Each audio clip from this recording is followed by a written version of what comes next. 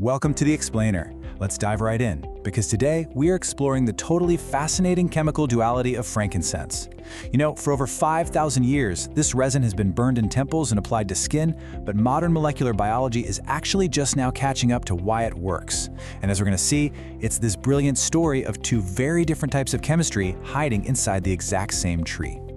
Here is our roadmap for today's explainer. We'll start with the ancient botanical duo, uncover a huge extraction misconception, and then look at exactly how this works on your skin. From there, we'll shift inward to neuropharmacology, cellular apoptosis and oncology, and wrap up with some really crucial medical safety guidelines. Let's get to it. All right, Section 1, the ancient botanical duo. Let's kick things off by looking at two sacred resins that have literally shaped medical history. You see, frankincense isn't just one monolithic thing. It's an oleogum resin exuded by different species of Boswellia trees, and it changes completely depending on where you are in the world. Notice how Boswellia sacra from Oman and Yemen is uniquely rich in alpha-pinene and limonene? That gives it a really fresh citrusy scent. Compare that to Boswellia serrata from India, which has a much more pronounced woody aroma.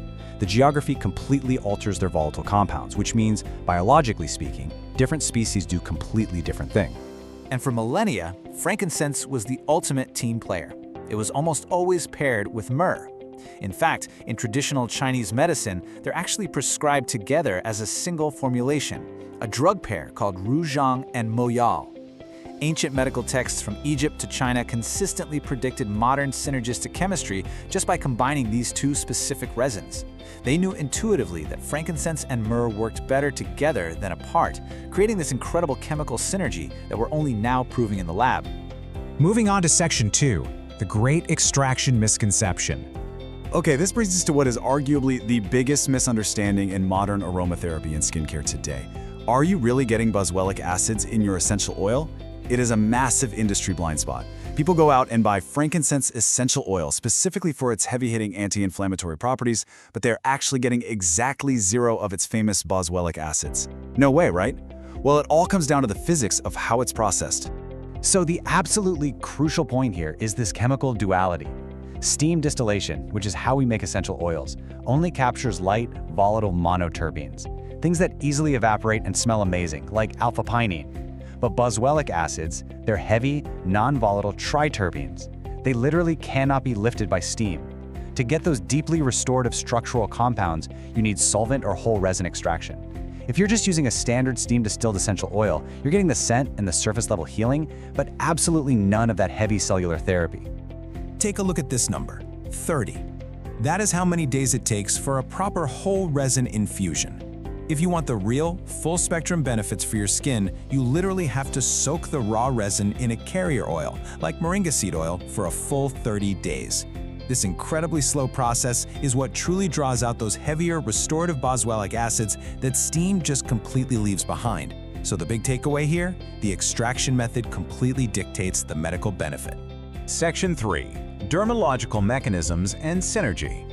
Understanding that extraction split perfectly explains why different products do completely different things for us. When you use a heavy resin extract, the one rich in those triterpenic boswellic acids, it specifically targets and inhibits MMPs, or matrix metalloproteinases.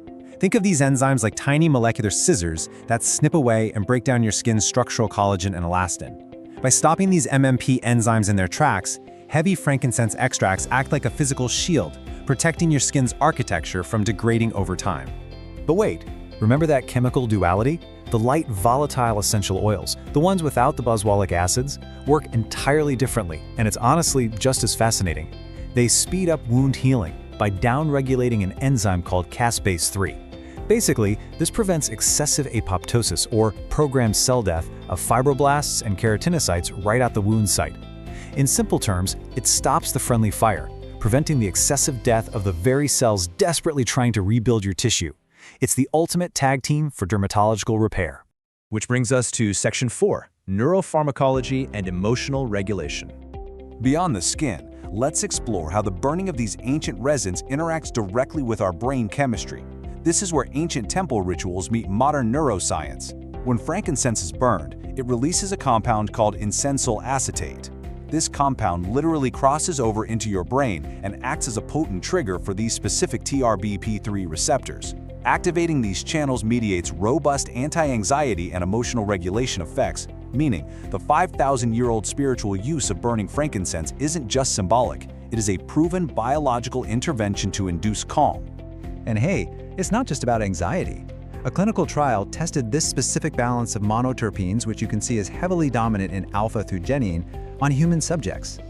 By inhaling this vapor for just 10 minutes, university students saw statistically significant increases in visual and numerical short-term memory scores. These volatile compounds hit the olfactory bulb and immediately optimize cerebral blood flow. Just 10 minutes of breathing to literally sharpen your memory. How wild is that?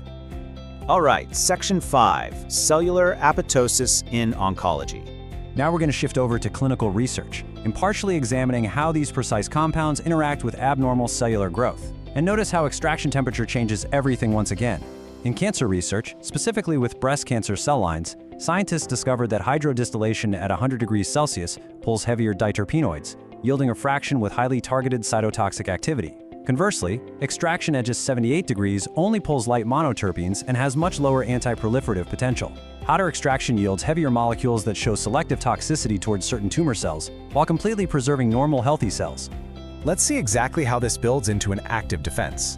In preclinical pancreatic cancer models, these heavy fractions triggered a really rapid, step-by-step molecular cascade to systematically dismantle the tumor cell. Step 1, they inhibit cycling D1 and CDK4, totally halting cell division. Step 2, they trigger a transient phosphorylation of survival kinases, basically cutting off the tumor's survival pathways. And step 3, they force the proteolytic cleavage of caspases 3, 8, and 9. It's a highly targeted, systematic shutdown from the inside out. We even have data from human clinical trials. In what's called a window of opportunity trial, which happens in that brief window between diagnosis and surgery, breast cancer patients took oral Boswellia serrata extract for a median of just 11 days. The result? A 13.8% reduction in the K67 cellular proliferation index, a key marker of how fast a tumor is growing. And to put that into perspective, the untreated control group saw a 54% increase in that same marker over the exact same time frame. It's a remarkable testament to those heavy boswellic acids acting at a systemic level. Finally, Section 6, Medical Interactions and Safety. With such potent biological mechanisms, we absolutely must outline clear medical interactions. The crucial point here is this. If an extract is powerful enough to dismantle a cell, you better believe it's powerful enough to interact with your medications.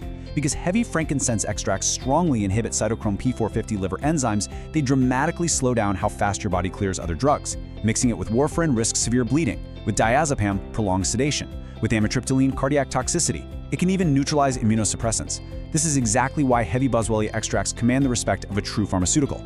And what about using the essential oil during pregnancy? There is a lot of internet myth here, so we follow the evidence-based Tisserand safety guidelines.